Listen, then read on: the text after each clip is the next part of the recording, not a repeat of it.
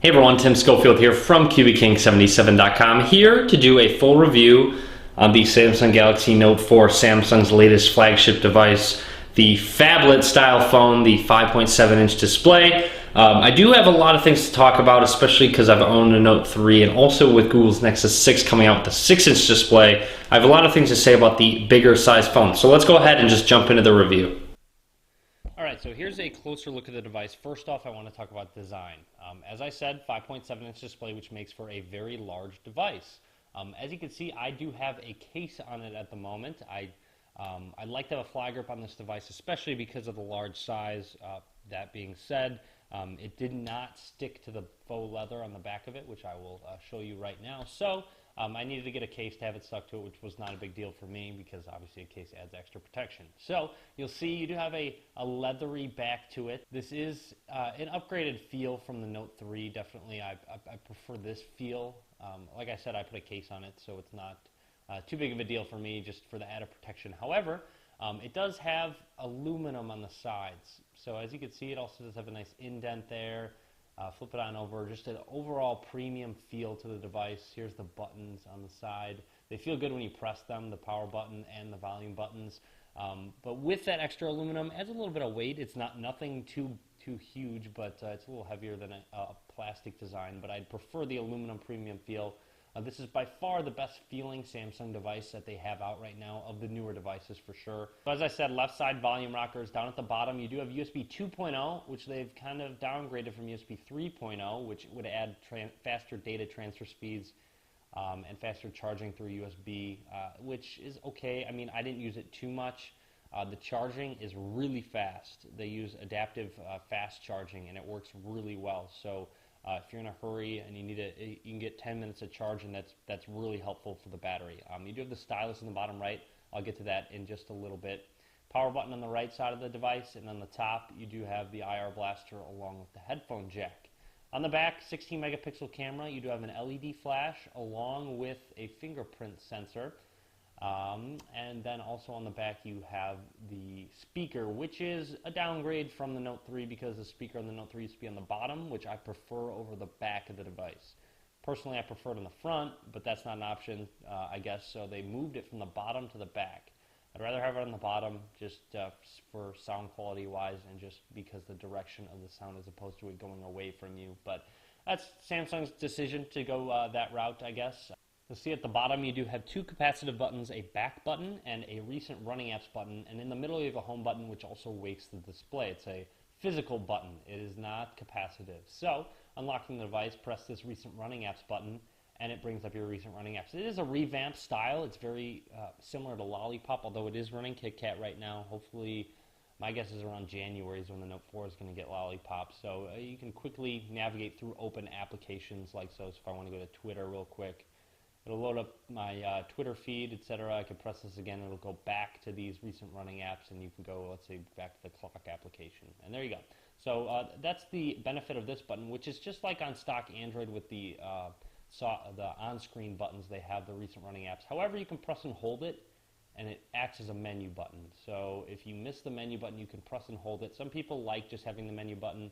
It's a personal preference. I don't mind having the recent running apps button at all, so it's not a big deal for me. Moving right along, I want to talk about the lock screen. I'm actually going to pop this case back on with the FlyGrip. It's just a little easier to hold while I do this video. So anyways, let's talk about the lock screen. So going into settings, you'll see lock screen settings. They do have fingerprint scanner as your unlock code. That will work. Go ahead and go to screen lock, and you can use fingerprint. Swipe your finger over the home key. I have one set up. I have my right thumb set up, and it says fingerprint lock enabled. On previous devices, the S5, the Note 3, I believe those two have it. It hasn't worked that well for me. So they've, I would say, in my opinion, they've done a better job with this, with the Note 4's fingerprint ID, but it's not nearly as good as Apple's at all. Apple definitely dominates the market in fingerprint ID with unlocking the device.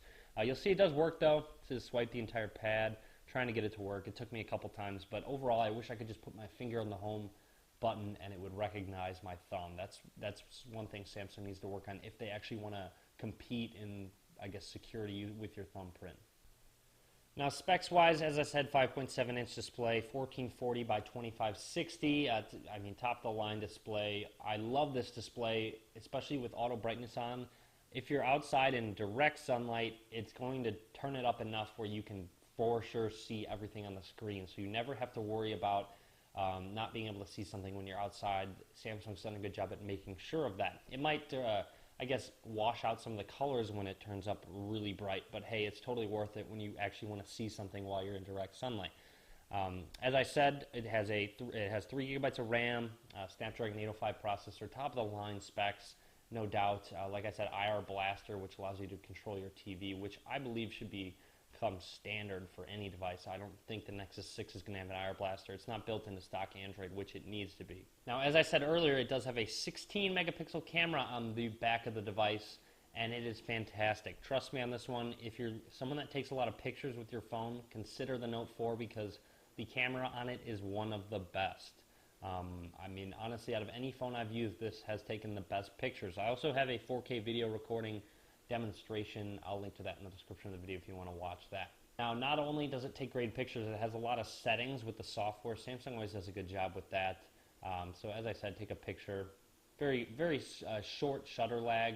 I guess to show you a couple pictures that I just took inside. Let's go ahead and swipe through.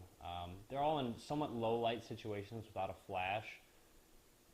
Let's continue. So you'll see it's very clear.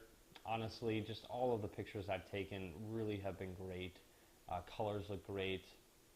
Textures are clear, even when you zoom in that much. I mean, when you zoom in that much, it should be a little fuzzy, but that looked really fantastic. So overall, just a fantastic camera, so highly recommended if you're someone that takes a lot of pictures. Now, I want to go ahead and talk about the stylus real quick. When you do pull it out, whether the screen is off or on, it does open this air command right here. You have screen write, image clip, smart select, and action memo. So screen write will take a screenshot and you can draw on it if you want to, I guess, circle something for someone and send it to them. Image clip, you can just take a clip of something. Smart select is select something as well. And action memo, which I want to go to, will bring up a notepad-like application where you can write on it as a note. So if I say, hey, Tim. And what's awesome about this, you can hit check to save it, you can erase things, you can do a bunch of different edits. If you highlight over something, I'm not touching the screen, it'll let you know exactly what the command is. So if I said save, discard, this will pin to home screen. This is one of the best features it has within the action memo, pin to home.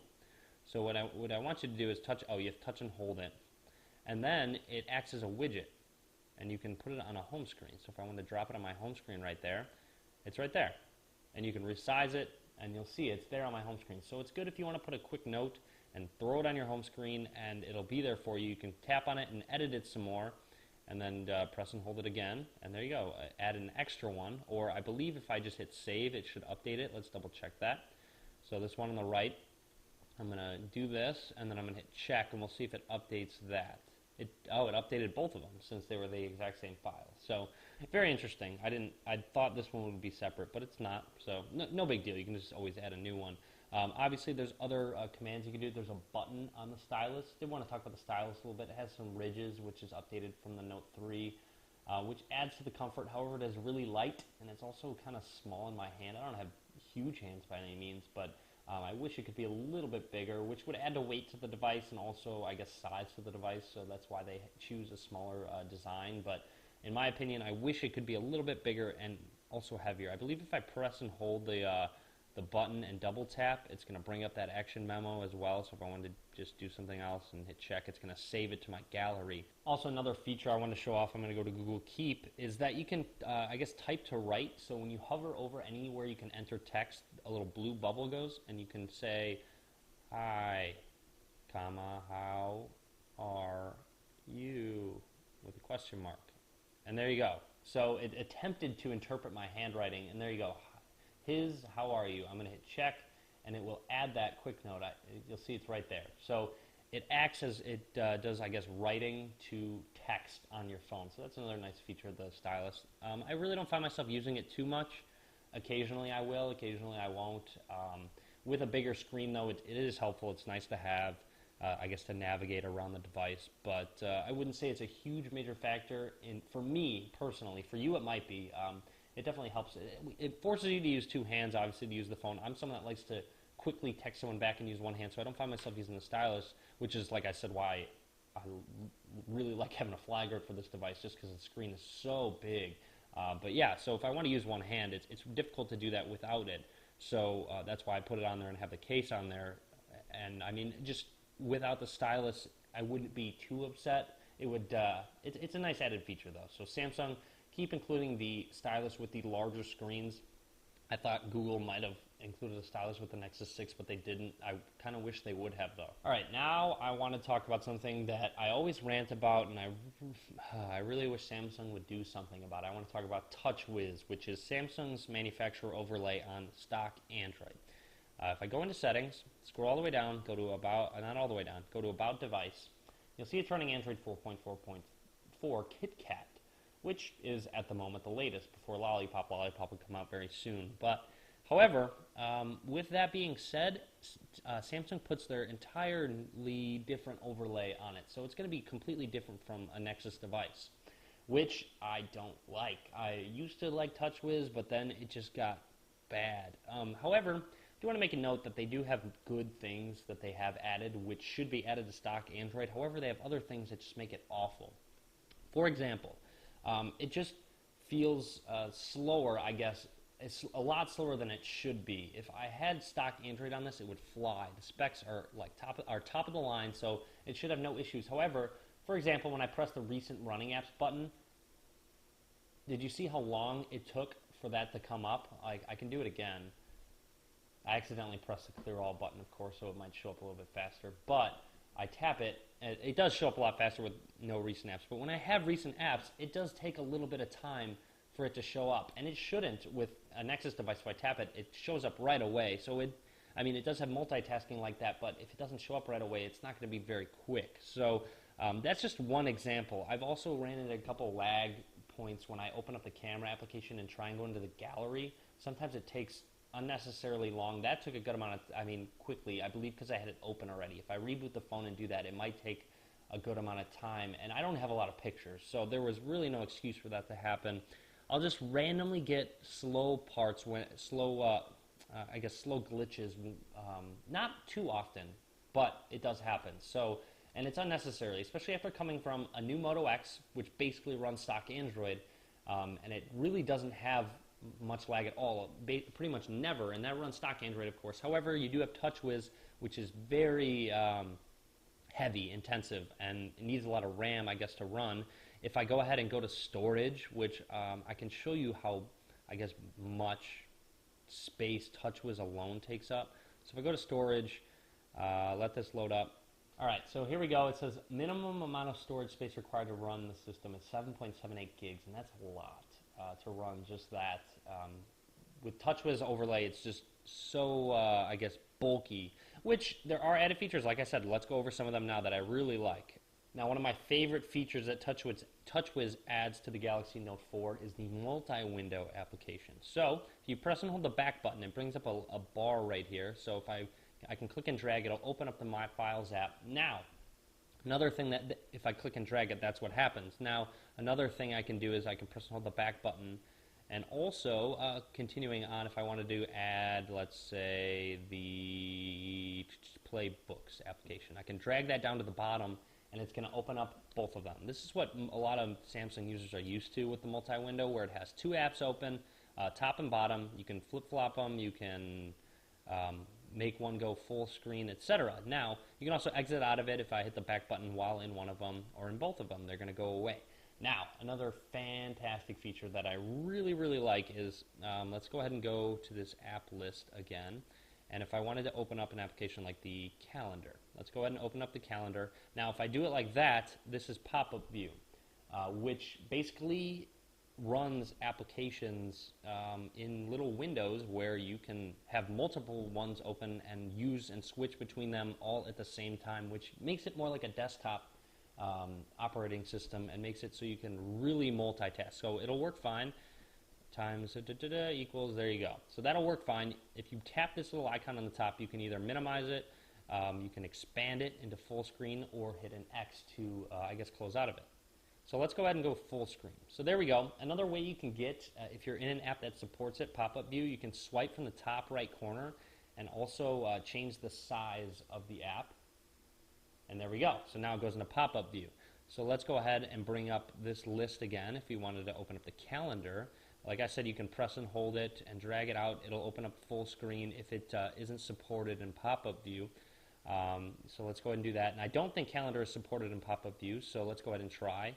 Oh, it is. So there you go. So for example, if we have another one open, there we go. Now we have two applications open at the exact same time. Let me go ahead and open up another one. Let's go ahead and press and hold the back button. I believe I can open up the camera application in pop-up view as well. You can. So, oh, I guess not. Oh, yeah, so camera does support pop-up view. So there you see my camera application's open. If I want to go to the calendar, I can add something and use it to its full extent, or just take a quick picture like that. There you go.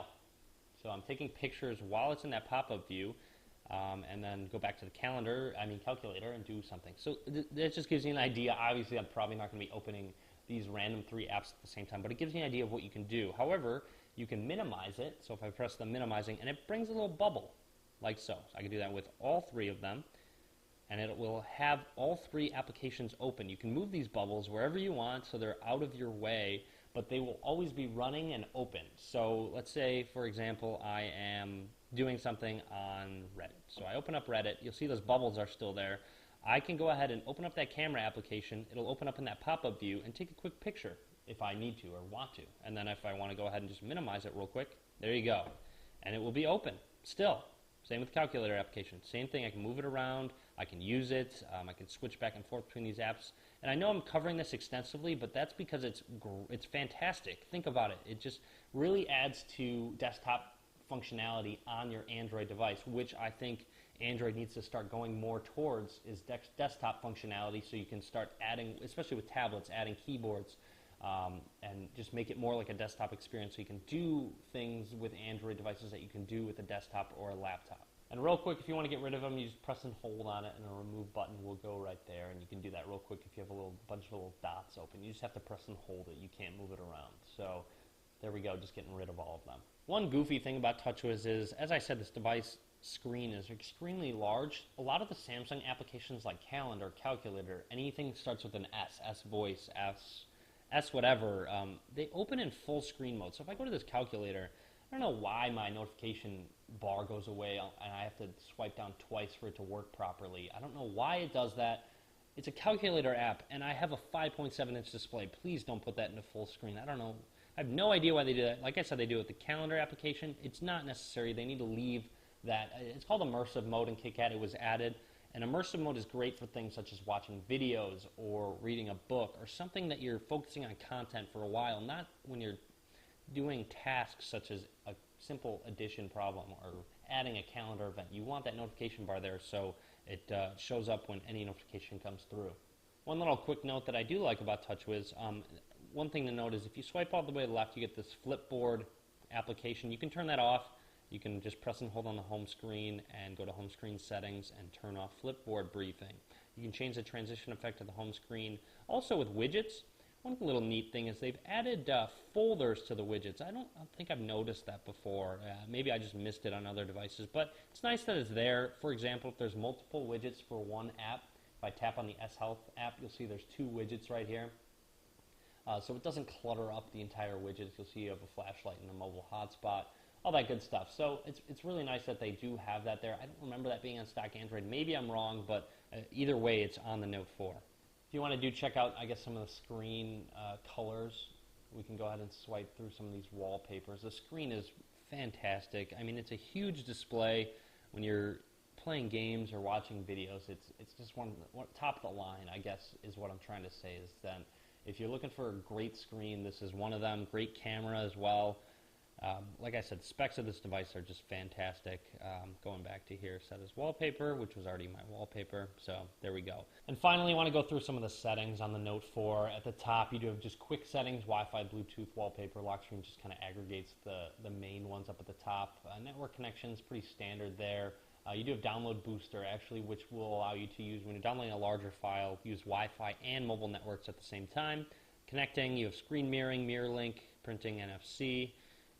sound, display settings, multi-window settings if you want to change some of those. Notification panel, which I didn't really go over. You'll see at the top you do have quick widgets to turn certain things on and off. You can kind of change those around. You have available buttons and active buttons, so you can mix and match whichever ones you use the most. Continuing on, you do have a one-handed operation, so like I said, it is a huge device, so you can reduce screen size, one-handed input or side key panel as well. There are other features that I never use, easy mode, which I guess is for people that don't necessarily know how to use a phone like this. I don't understand why you would get someone a phone this high end of a phone if they just need basic functions on their device. Now right here you have motions and gestures, direct call, which is when you're looking at a contact, you can put up to your face and it'll call. I use that a lot, that's a nice feature. Smart alert, which is where it'll vibrate again if you missed an alert or something. Mute, pause, flipping, palm swipe to capture, I believe is if I go like this, it'll capture the device, which I literally never use.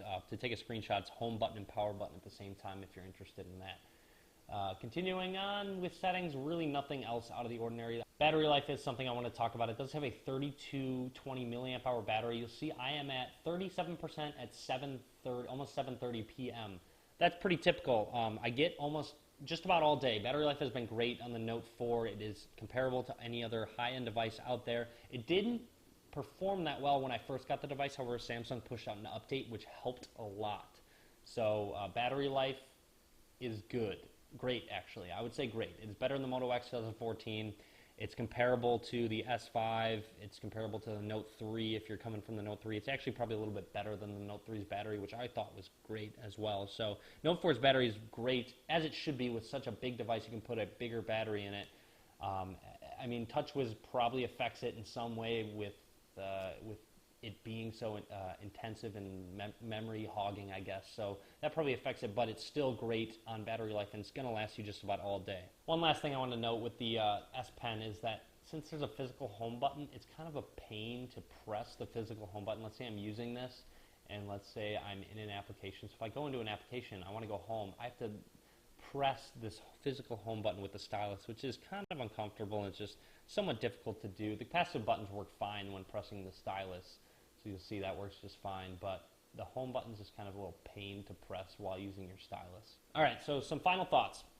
Just finishing up the video, as I said, design's really nothing brand new, but it has that premium feel, which is a huge, a big deal for me, actually. I'm glad they decided to go with aluminum as opposed to that plastic they've been using, so it has a good feel in the device. I like that direction. However, there's nothing revolutionary about it. It's just kind of like an upgraded Note 3 with specs, etc. I would say if you have a Note 3, there's really no reason to upgrade unless you're, I guess, unhappy with the Note 3's camera, which is still a great camera, or the feel of it. But overall, it is literally just a smaller, upgraded Note 3, and they should have done a better job at adding maybe a new functionality. Maybe they should have just skipped this device and went with the Note Edge just to, I guess, revolutionize something instead of, which will be interesting to see how good that device is as well. So, in my opinion, it's too large for me, personally.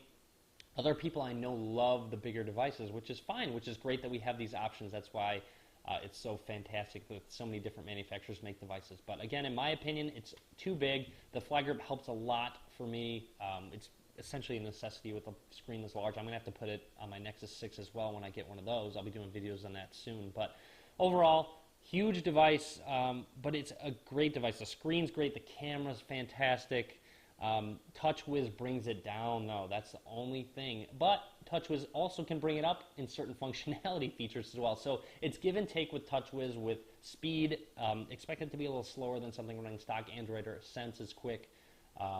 Just to give you an idea. So I guess you do sacrifice some things with the bulky Touchwiz. So that's really about it. All I want to cover. Final thoughts as well. So a great device. Great camera. If you're someone who takes a lot of pictures, definitely go to this device. The speaker was just subpar, really not that good, especially because it's on the back of the device as well. So if you listen to a lot of music, don't really think about using this speaker to listen to the music. Anyways, that's really it. Let me know what you think. Leave a comment. What do you think of the Note 4 if you're going to get one? I know it comes out in Verizon tomorrow, I believe. What's today? 22nd? Yeah, tomorrow is Note 4 Verizon Day. So let me know what you think. Leave a comment. I'm happy to hear from you guys. Follow me on Facebook, Twitter, Google+. All links will be in the description of the video below. And as always, thanks for watching. Be sure to give this video a thumbs up.